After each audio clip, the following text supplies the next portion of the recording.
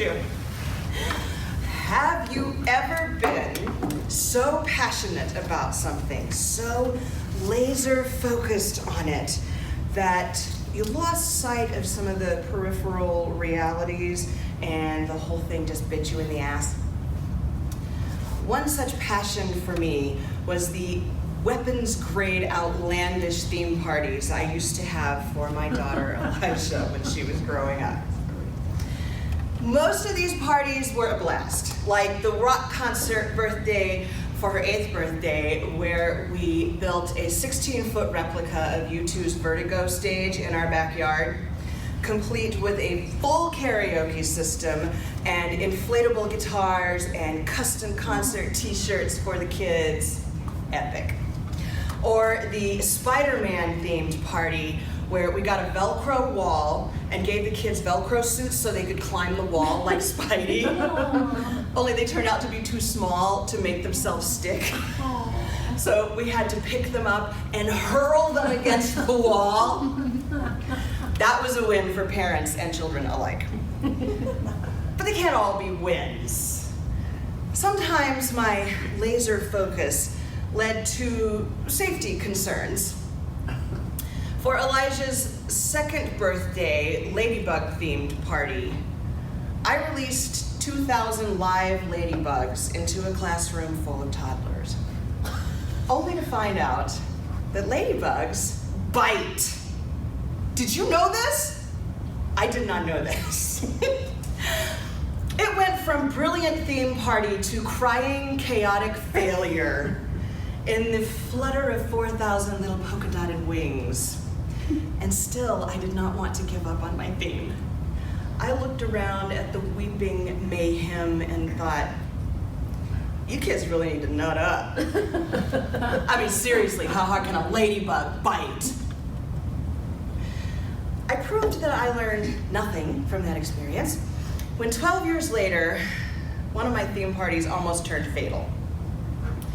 My daughter Elijah turned 14 at the height of the Hunger Games craze, when every girl in the planet wanted to be Katniss Everdeen, the bow and arrow wielding heroine of the story. In case you don't know, in the Hunger Games, 24 children are chosen at random to fight a survival battle to the death in a 500 square mile forest. And the whole thing is televised for the viewing pleasure of the twisted residents of the Capitol. It's dark, and it's brilliant, and I was bent on recreating every last appalling detail of it for the party. Which meant I took 12, 13-year-old girls for a sleepover at a cabin near the National Forest, where we could have our own Hunger Games. We spent the day doing training exercises. I know, you see it coming. We did all these training exercises, including a way too serious archery competition. I had no idea they were going to take it that far. And then it was time for the reaping. And the reaping was the ceremony where the unfortunate competitors' names are chosen. We decided to have ours deep in the National Forest in a clearing that we had found. So we head off to the clearing in full costume.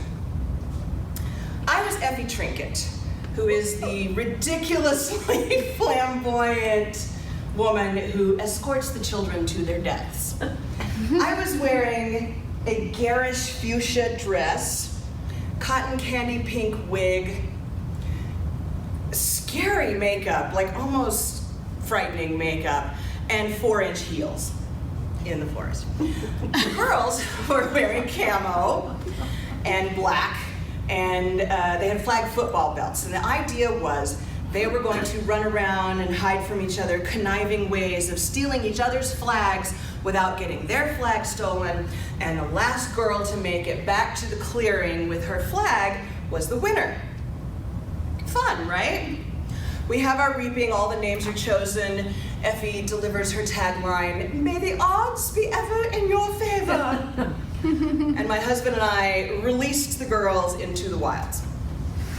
And we stand there watching them run willy-nilly off into the forest, disappearing. And we start talking about what we're gonna do when they get back, because it was gonna be dark soon. It was going to be dark soon.